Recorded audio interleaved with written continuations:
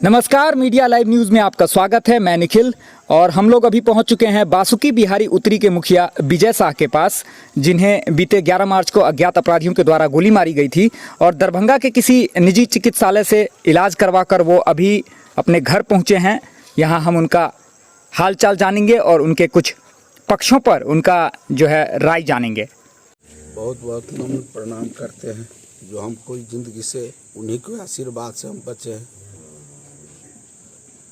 और सभी का आशीर्वाद है जो हम आज जिंदा हैं। उस दिन की घटना यही है जो मैं घर से अपने बिहारी बाज़ार से अपने चिमनी पर जा रहा था। उसी क्रम में मुर्गी फार्म के नज़दीक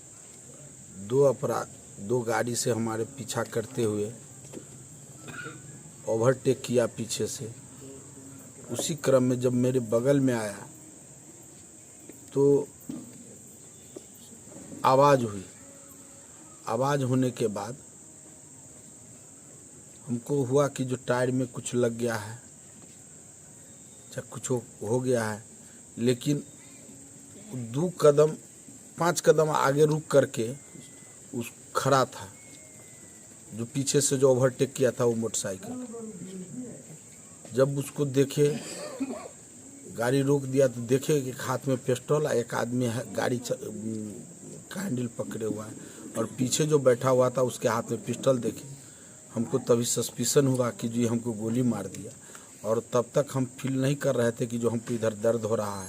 हम उधर देखे तब तक दर्द होने लगा। हम देखे कि अरे तो हमको गोली मार दिया है। हल्ला करने लगे। जब हल्ला करने लगे तो मुर्गी फार्म से एक आदमी उठ करके आया। तब तक दिल्ली पब्लिक स्कूल की बच्चा लेकर के गाड़ी आई। उसी क्रम में हम उसको जब इस सब को देख करके जब वो भागने लगा तब हम लोग देखे कि एक मोटरसाइकिल पारसा की तरफ और एक मोटरसाइकिल चौड़िया नेपाल की तरफ बॉर्डर की तरफ क्रॉस करने लगा। हम लोग थोड़ा देर आगे उसको पीछा किए लेकिन वो भाग गया। तब तक वो कहा कि आपको तो खून बह रहा है, पोल्ट्री फार्म वाला। तब उसको कहा कि जल्दी से हमारा मोटरसाइकिल उठाओ, हॉस्पिटल ले चलो। तो हॉस्पिटल ले गया। तो उस दिन, घटना वाले दिन आपको जब गोली लगी थी, क्या आपको अंदाजा था जो आपका पीछा किया जा रहा था, या इस तरह का कोई अंदाजा नहीं? आज तक इस एरिया में जी कोई घटना ही नहीं हुई है जो हम लोग इस पर शंका हो। जी। वो तो तेजी से आ रहा था तो हम समझे कि जो ये कोई काम से धरफड़ाया हुआ जा रहा है तो हम उसको साइड दे दिए। हम रोड से नीचे बगल कर लिए, लेकिन हमको क्या पता कभी हुआ हो तब न उस पर ध्यान जाए कि जो हमको पीछा कर रहा है। हाँ जी, बिल्कुल। यह शांत इलाका है, मधवापुर, बासुकी बिहारी, और यह जो इलाका है सीमावर्ती होते हुए भी जिला में सबसे शांत इलाकों में से माना जाता है हमारा यह इलाका। और आपके साथ इस तरह की वारदात हुई है, उसके बाद से इलाके में जो है दहशत का माहौल भी है। और में ये घटना हो इसके बारे में तो कोई थोड़ा भी दिमाग में नहीं था ये बात कि जो हाँ ये भी हो सकती है। हम इससे ज़्यादा क्या कहें। अब जब आपके साथ इस तरह की वारदात हो गई है तो अब आगे पुलिस प्रशासन से क्या उम्मीद करते हैं आप? पुलिस प्रशासन तो अभी तक बहुत सहयोग किए हैं और मास पब्लिक में आक्रोश है। मास जो आज तक ये घटना भी इस एरिया में नहीं हुआ, इसके चलते आक्रोश है कि जो हार जीत अपनी जगह पर है, ईर्षा द्वेष अपनी जगह पर है, लेकिन इतना नीचे घटिया स्तर पर उतरना, इतना नीच कभी कोई सोचा नहीं था। प्रशासन तब से तत्पर है, हमारी सुरक्षा में है, ध्यान देते हैं। हम इनसे और क्या उम्मीद रखेंगे? मुखिया जी, यही है जो कल के दिन में उसका भाई एक राम कुमार मंडल है जिसको लोगों ने पकड़ा। उसको आक्रोश, समाज के पास आक्रोश है। जितनी बड़ी घटना हुई है, तुम दिन दिहाड़े गोली मार दिया है। उसका भाई उस गोली मारने वाला का दारू पिया, वहाँ उसको पेटीएम के द्वारा पेमेंट किया है दारू भट्टी में। उसका मोबाइल छूट गया, जो मोबाइल भी थाना को रिकवरी हो चुका है। और उसके बाद लोगों में आक्रोश होता है कि जितनी बड़ी घटना क्यों किया। तो वो 50 समाज के बीच में, 50 जनता के बीच में वो कह रहा था हमको नहीं कुछ कहिए, हमारा भाई ये सब रचना रचा है।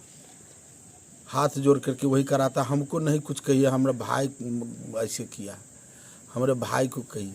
तो हम तो पुलिस से यही उम्मीद करते हैं जो उसको रिमांड पर लेकर उससे पूछताछ करे, तहकीकात करे, जो जड़ कहाँ तक है और क्या बात है, और फिर आइंदा ही घटना नहीं हो। जैसा माहौल शांत था उस ढंग का शांत माहौल हो। जी, निसंदेह पुलिस प्रशासन के सामने भी यह एक चुनौती है कि यह जो शांत इलाका है उसमें इस तरह की वारदात होती है, तो उसके बाद ये फर्स्ट घटना है और हम प्रशासन से यही उम्मीद रखेंगे। एसपी साहब बहुत ही अच्छे आदमी हैं, हम यही उम्मीद रखेंगे कि जो ऐसा कर दे कि जो फिर इस लास्ट घटना रहे।